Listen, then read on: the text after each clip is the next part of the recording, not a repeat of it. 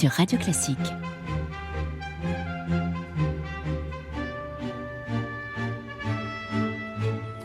Nous sommes dans une Angleterre troublée, c'est l'Angleterre des Tudors, vous savez, et nous sommes le 9 juillet 1553. La petite cousine du roi d'Angleterre, elle a 15 ans, Lady Jane Grey.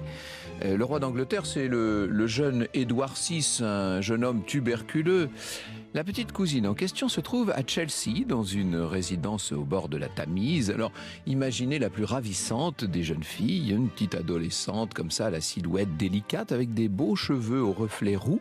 Des reflets roux qu'on retrouve jusque dans le fond de ses yeux, puisque son regard est marron, mais avec des nuances qui tirent vers le rouge. Elle est un petit peu à l'écart de Londres, en tout cas pour l'époque, vous l'avez compris. C'est parce qu'en fait, elle se remet d'une maladie qui, semble-t-il, aurait quelque chose à voir avec ses nerfs. Il est vrai que la période, notamment en raison de la santé inquiétante du tout jeune roi, est une période éprouvante. Tout le monde est très tendu. En ce dimanche d'été, la convalescence de Lady Jane est soudain interrompue parce que arrive un messager. Et le messager est porteur, bien sûr, d'un message. Je cite le précieux biographe de Lady Jane Grey. Je dis précieux parce que on est bien content que quelqu'un se soit soucié d'écrire sa biographie. Il s'appelle Eric Eves. Sa belle-sœur, dit-il, arriva avec une convocation solennelle et mystérieuse du conseil privé du roi, lui demandant de se rendre le soir même au manoir de Sion afin de recevoir ce qui avait été ordonné par le roi. Jane n'a pas le choix, de toute façon elle obéit, elle prend un bateau pour rejoindre par la Tamise le lieu de rendez-vous, et là, la surprise, on l'a fait attendre sans trop d'explications. C'est assez bizarre, encore une fois on est dans une période où tout peut devenir vite inquiétant. La jeune femme peut se douter de ce qui se passe. Des membres du conseil privé du roi se mettent à la rejoindre. Ils ont tous l'air un peu graves, affairés, un peu embarrassés peut-être. Parmi eux, il y a le beau-père de Jane, le puissant duc de Northumberland, qui est assez connu pour être désagréable. Il se trouve qu'elle a épousé un de ses fils 2 mois plus tôt. Alors il y a un moment de flottement, comme ça, tout le monde se regarde un peu en chien de faïence, et puis c'est justement Northumberland qui prend la parole. Et il lance à la jeune femme la triste nouvelle, le roi Édouard vient de rendre l'âme. En fait, ça fait 3 jours que le roi est mort, mais on avait caché la nouvelle. Et puis il annonce une deuxième nouvelle. Avant de mourir, le roi a choisi son successeur, ou plutôt celle qui va lui succéder sur le trône, et c'est elle, c'est Jane. À ces mots, immédiatement, il faut imaginer tout le conseil qui est là, tout le monde s'incline. Vous savez, c'est la grande révérence, un genou à terre devant l'adolescente. C'est un moment très intimidant. Jane ne croit même pas ce qui est en train de lui arriver. Elle est sonnée d'abord par la nouvelle de la mort de son cousin. Et puis surtout, elle est complètement dépassée par la deuxième nouvelle. Les larmes paraissent au coin de ses yeux, elle s'effondre littéralement. Et comme le relève Eric Yves, dès qu'elle se reprend assez pour pouvoir parler, on l'aurait entendu dire « La couronne ne me revient pas de droit et il ne me sied pas de la porter. Lady Mary est l'héritière légitime. » Eh oui, elle a le sens des préséances, Lady Mary. Sauf que son beau-père proteste et proteste avec vigueur. « C'est la volonté du roi, dit-il. » Et plusieurs voix se joignent à celle de Northumberland. Après tout, la couronne ne se refuse pas. Elle est octroyée par Dieu, que ce soit une couronne de diamants ou d'épines. Franck Ferrand sur Radio Classique. Alors je vous propose de revenir un petit peu en arrière, parce qu'il faut comprendre ce choix politique du roi Édouard, qui est un choix pour le moins discutable. Son père c'est Henri VIII, bien sûr, c'est l'ogre, vous savez, c'est le fameux roi aux 6 épouses, le barbe-bleue anglais. Henri VIII a eu 2 filles avant Édouard, 2 filles qui sont toujours bien vivantes au moment où leur petit frère est mort. L'aînée, c'est Mary, elle était issue du premier mariage tout à fait légitime du roi avec Catherine d'Aragon. Seulement, Henri VIII ayant décrété que cette union était nulle, et il lui fallait ça pour pouvoir ensuite se remarier, la petite princesse a été à demi reniée. Elle est considérée finalement et a posteriori comme une bâtarde. Elle a donc été élevée à distance des lieux de pouvoir et par fidélité à sa mère, par conviction sans doute aussi, elle est restée farouchement catholique, tandis que l'Angleterre, vous savez, était en train de basculer dans le protestantisme. Ça, c'est toute l'histoire du règne d'Henri VIII. Quant à la cadette c'est Élisabeth. Élisabeth est issue du deuxième mariage d'Henri VIII avec Anne Boleyn, union qui s'est très mal terminée, est-ce que j'ai besoin de vous le dire. Élisabeth, elle aussi, finalement, a été traitée en bâtarde, on l'a dépouillée de ses droits au trône. Sauf qu'Henri VIII, à la fin de sa vie, avait changé d'avis au sujet de ses filles, et en 1544, c'est-à-dire 2 ans et demi avant de mourir, il avait affirmé que si son fils Édouard mourait sans héritier, Mary et Élisabeth pourraient bel et bien lui succéder. Il a même fait en sorte que ce soit une décision qui soit juridiquement bien officialisée. Pourtant, ce qu'a fait Édouard VI, c'est de renier complètement, d'aller à l'encontre de la décision de son père. Après 6 ans de règne, il a réalisé, ce petit roi, qu'il allait mourir. C'est un protestant convaincu, et il n'a pas voulu que sa sœur Mary, qui donc est, je vous l'ai dit, une farouche catholique, s'assoie sur le trône. Donc, il lui a préféré, en dépit des résistances, l'une de ses cousines, Jane, qui est la petite fille protestante d'une sœur de son père, ce qui a renvoyé Mary et Élisabeth à leur ancien statut de bâtarde. De quoi mettre Jane, vous le comprenez bien, dans une position très difficile. Alors, est-ce qu'elle a le choix ? Il faut bien qu'elle obéisse au vœu royal, et puis surtout aux pressions de son père, le duc de Suffolk, et puis, disons-le encore plus justement, aux pressions de son beau-père, le terrible, ambitieux, redoutable Northumberland. L'adolescente, vous le voyez, malgré elle, parce que la pauvre elle n'y peut mais, est précipitée dans une situation, c'est un véritable sac de nœuds. Le meilleur de Franck Ferrand raconte sur Radio Classique.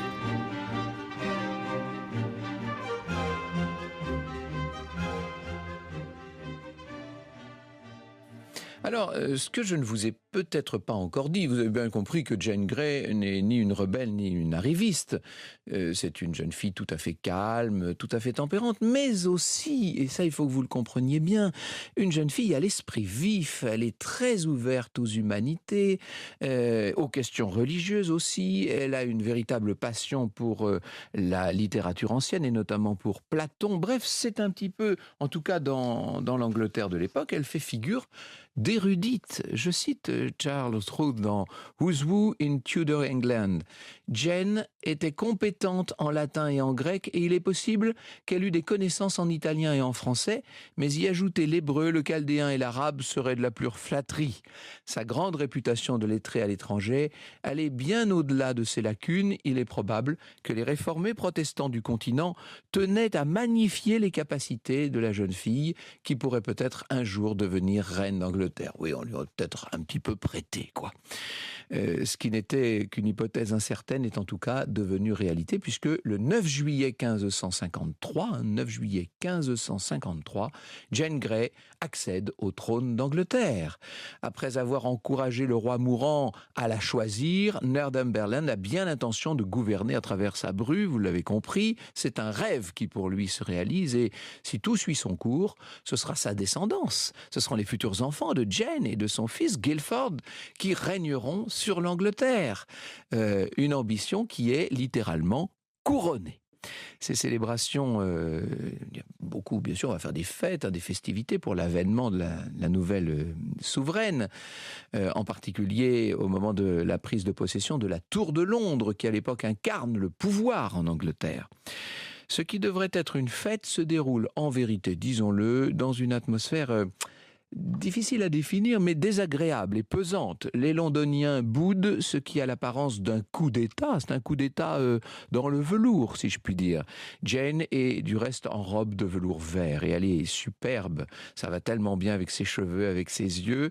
Elle essaie d'être parfaitement digne. Elle n'a pas le droit au débordement de joie habituel de la foule, parce que la capitale se mure dans ce qui apparaît comme une désapprobation sourde. C'est-à-dire que vous faites la fête et il n'y a personne pour applaudir. Vous voyez, c'est un peu difficile tout ça, c'est oppressant, disons-le. Il y a un nom dans les esprits, un nom qui court partout sur les lèvres, et c'est celui de la prétendante, puisque maintenant elle n'est que prétendante au trône, mais celui de celle qui devrait être en vérité la reine, Mary Tudor.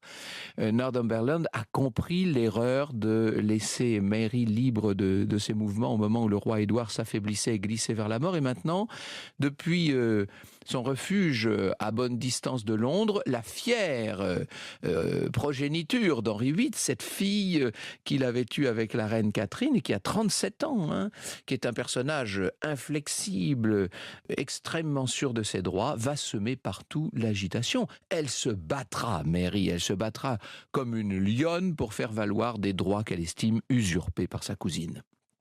Dans Ces reines qui ont fait l'Angleterre, Bernard Cotteret nous dit « Apprenant la mort de son frère, Lady Mary écrit sans attendre au conseil privé pour lui pardonner adroitement ses égarements provisoires.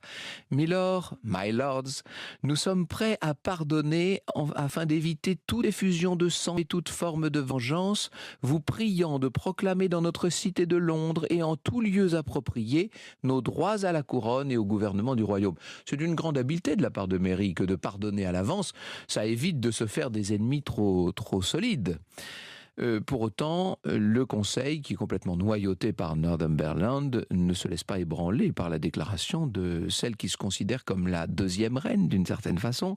La seule issue qui paraît possible, c'est un duel entre les deux cousines, ou plus exactement, entre l'une des cousines, Mary, et le beau-père de l'autre, Northumberland, puisque pendant ce temps, Jane fait surtout ce qu'on lui dit de faire. Elle accorde ses premières audiences, elle appose sa belle signature en bas des actes officiels, elle essaie d'apprendre un peu les secrets du protocole et elle résiste vaillamment à sa belle famille sur un sujet, pas question que son mari, Guildford, prenne le titre de roi. Ça, c'est très intéressant parce que ça va avoir des conséquences dans la suite de l'histoire d'Angleterre. Bref, Northumberland, de plus en plus anxieux, observe sa grande concurrente Mary collectionner les ralliements et en quelques jours, la situation devient vraiment critique puisque cette fois, ça y est, c'est l'embrasement dans une partie de l'Angleterre. Là, il faut agir vraiment vite. La biographe de Mary, Isabelle Fernade, nous dit le 13 juillet, le duc décida de conduire lui-même une expédition punitive contre l'incorrigible insoumise. Northumberland fit devant les conseillers un discours qui lui permit de mettre son sacrifice en avant. N'allait-il pas essuyer les coups sanglants et les cruels assauts de leurs adversaires dans le but de préserver la cause de Dieu et de respecter le serment d'allégeance prêté à la nouvelle reine ?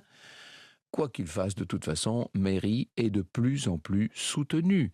Il y a tous les catholiques, bien sûr, qui la soutiennent, et ceux qui, en sous-main, sont restés, si je puis dire, catholiques, mais aussi pas mal de protestants, parce que, pour beaucoup, la légitimité légale doit primer sur les considérations de religion, pour ne rien dire des considérations d'opportunisme. Bref, l'étau se resserre autour de Northumberland, et tout ça va très vite. La confrontation armée ne va même pas être nécessaire, puisque Northumberland, qui est lâché par tout le monde, comprend qu'il ne va pas pouvoir s'en sortir, que tout est déjà réglé. La mort dans l'âme, sans doute la peur au ventre aussi, il va devoir reconnaître le pouvoir de Mary. Quant à Jane, dès le 19 juillet, après 9 jours, oui, je dis bien 9 jours de règne, elle descend de ce trône où de toute façon elle n'avait jamais été à l'aise. Elle n'a plus qu'à attendre maintenant pour savoir ce que sa cousine va décider de faire d'elle. Elle est dans la Tour de Londres, une Tour de Londres qui est un symbole de pouvoir, mais qui aussi peut se transformer en piège, le plus redoutable des pièges. Le meilleur de Franck Ferrand raconte sur Radio Classique.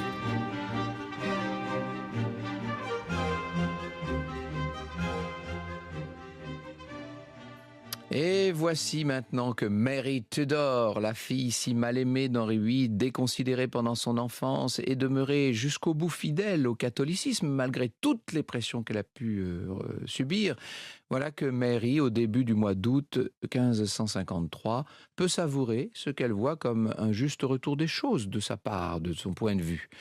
Contrairement à ce qu'il s'était passé pour Jane, Londres applaudit son arrivée. La crainte du papisme, la misogynie de la société semblent reléguées au second plan. Comme Mary est fière sur sa monture au moment d'être accueillie par sa capitale, elle est une véritable reine. Elle est fille de roi, sœur de roi. La Tour de Londres est à elle. À peine installée, installée, commence le défilé. Vous savez, des demandes, des doléances, des justifications de tous ceux qui n'ont pas tout à fait respecté le droit chemin, des supplications aussi. Et la mère de Jane va chercher à émouvoir la nouvelle reine. Elle la supplie de pardonner à son mari. Avec succès, en revanche, et peut-être par peur ou par découragement, cette femme ne va pas jusqu'à défendre Jane, sa fille. Mary décide de toute façon assez vite de son sort. La conscience de la reine, note Isabelle Fernandez, dont j'ai tout à l'heure, écorché le nom. La conscience de la reine ne put consentir à l'idée qu'elle fût mise à mort. Pas question de lui rendre pour autant sa liberté. Elle est usurpatrice, même si tout le monde sait bien qu'au fond elle est innocente. Son mari Guilford est dans le même cas qu'elle et ils vont rester sous bonne garde dans la tour de Londres. Northumberland, de son côté, se débat pour sauver sa tête. Il envoie un message pathétique à Mary. Il abjure même le protestantisme. Ça ne suffira pas. Et le 22 août, la hache du bourreau s'abat sur son cou. Celui qui avait cru fonder à travers Jane et son fils un nouveau rameau de dynastie royale vient simplement de subir le châtiment des traîtres. Franck Ferrand sur Radio Classique. Alors vous imaginez les angoisses de cette pauvre Jane dans sa prison, elle qui est à la merci de sa cousine, tandis que dehors tout se précipite. Le catholicisme militant de Mary, sa volonté d'épouser le redouté roi d'Espagne, agite ses ennemis. C'est bientôt une révolte qui va éclater, à laquelle d'ailleurs le père de Jane est encore associé. La reine réagit avec vigueur. C'est le début d'une répression terrible. Et cette répression, elle est entrée dans l'histoire, bien entendu. Elle va valoir à Mary le surnom de Bloody Mary, bien entendu. Elle est la reine sanglante. Jane, sans doute plus pour ce qu'elle représente que pour ce qu'elle est de plus en plus menacée. C'est cette reine de 9 jours qui pourrait servir d'étendard à tous les ennemis de la couronne. Pourquoi est-ce qu'elle ne deviendrait pas un recours ? Alors Mary va accepter la décision difficile qu'elle avait refusé jusqu'ici d'appliquer. Mary n'a pas le choix, en tout cas c'est ce qu'elle se dit, elle. Lady Jane doit mourir. Et l'on prévoit son exécution pour le 9 février 54. Exécution repoussée de 3 jours par la reine afin que Jane ait le temps et l'opportunité de changer de religion. Seulement, Jane entend se préparer à la mort selon sa foi. Pas longtemps après, dans son lieu de détention, elle va rédiger à l'attention d'une de ses sœurs des lignes bouleversantes laissées à l'intérieur d'un exemplaire du Nouveau Testament. Voici ce qu'elle écrit, cette petite reine de 9 jours. « En ce qui concerne ma mort, réjouis-toi comme je le fais, bonne sœur, que je puisse être délivrée de cette corruption, puisque je suis assurée qu'en perdant cette vie mortelle, je doive gagner une vie éternelle. » 12 février... C'est d'abord la mise à mort de son mari, Guilford, sur la colline de la tour. Quand son corps sans vie est transporté sous la fenêtre de Jane, elle le regarde, les yeux grands ouverts. Elle ne veut pas détourner la tête. Et puis va venir son tour. Elle est exécutée, elle, à l'intérieur de la tour. Ce sera son dernier privilège de membre de la famille royale, au moment de faire face au bourreau. C'est l'effroi, bien entendu, qui perce au milieu de cette fermeté dont elle a jusqu'ici su faire preuve. « Je vous en prie, exécutez-moi rapidement », lance la jeune femme de 16 ans, toute vêtue de noir. On l'aide à se placer face au billot. Elle a cette foi en Dieu qui est son secours face à la plus terrible des angoisses. Et le bourreau fait son œuvre. La couronne, qu'avait reçue sans jamais la demander et sans jamais la vouloir et même, somme toute, l'accepter, la couronne qu'avait reçue Lady Jane Grey était bien une couronne d'épines. Vous écoutez Radio Classique.